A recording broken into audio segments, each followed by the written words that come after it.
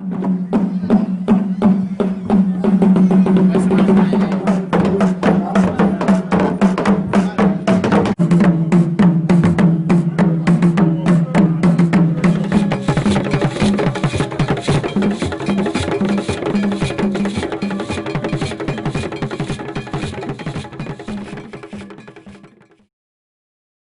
éditions L'Harmattan, Jean-Baptiste Akrou publie La Côte d'Ivoire en partage, un essai politique, un ouvrage de témoignages et de messages aux Ivoiriens.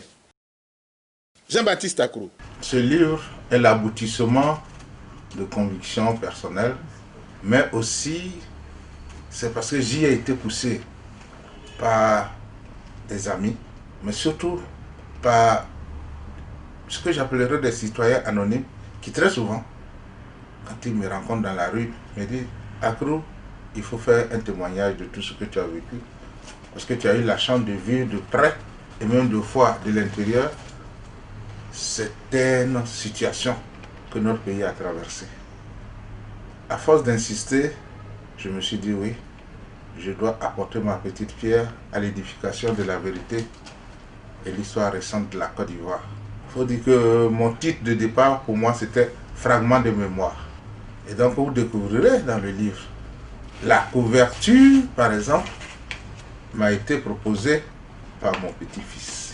Et puis pour des questions commerciales, mon éditeur, L'Harmattan, a choisi ce que moi j'ai pris comme un sous-titre, La Côte d'Ivoire en partage. Et j'ai vu que mon éditeur finalement avait raison, parce que c'est ce qui nous reste en tous.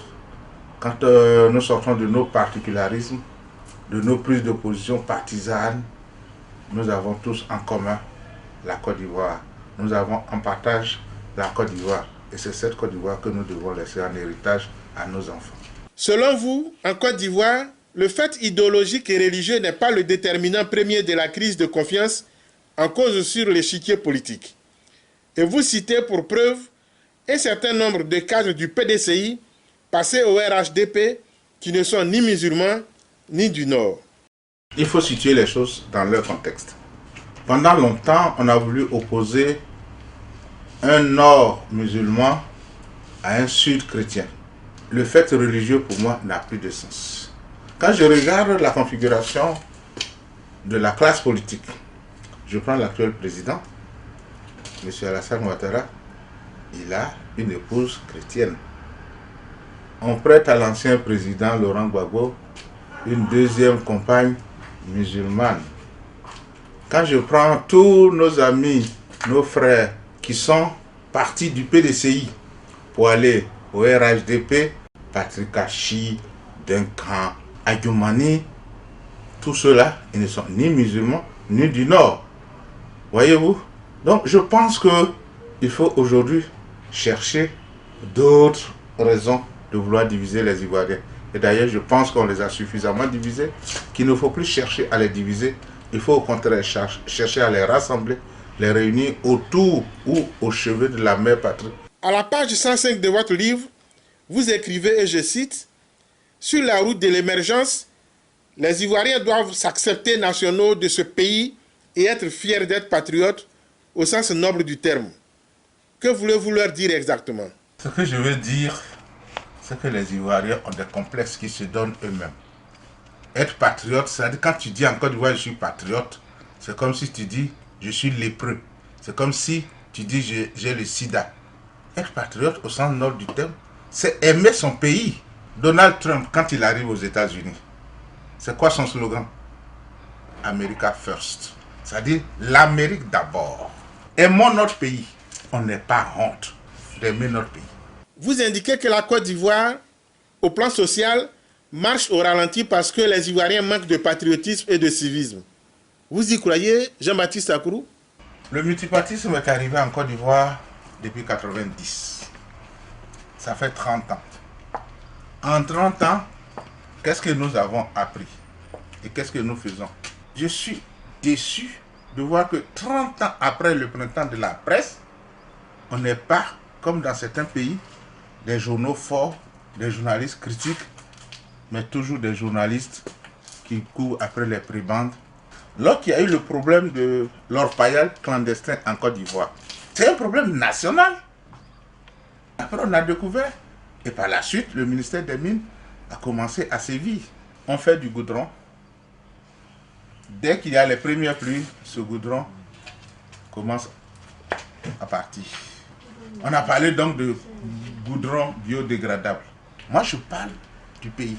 Et c'est pour cela que je dis, sur le chemin de l'émergence, si on ne veut pas reculer, il faut absolument qu'on soit dans cet aspect de patriotisme et de civisme. J'ai donné des personnes dans différents domaines.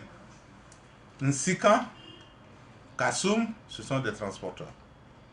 Je connais bien l'histoire de Nsikan parce que lorsque j'étais chef d'agent de Fraternité Matin à Boaké dans les années 80, j'ai rencontré ce monsieur et j'ai fait son portrait. Nsikan a commencé en vendant des cigarettes sur une table. Ce qu'on dit vulgairement dans nos quartiers comme tablier. Mais à sa force de persévérance, Nsikan est devenu l'homme d'affaires prospère qu'il est devenu. Blewe Aka, on connaît son histoire, grand planteur de la région d'Aboisseau. Je prends le cas des artistes. Lorsque vous prenez Magic System, nous sommes tous d'accord. Anzouglou Plus, ce n'est pas le groupe qu'on élirait en Côte d'Ivoire comme le plus grand groupe. Mais ils nous représentent à l'extérieur dignement. Et nous sommes fiers d'eux. Et ils l'ont fait à partir du travail. Moi, j'ai lu un peu leur histoire. Je prends Didier Drogba. Ce n'est pas un joueur doué énormément.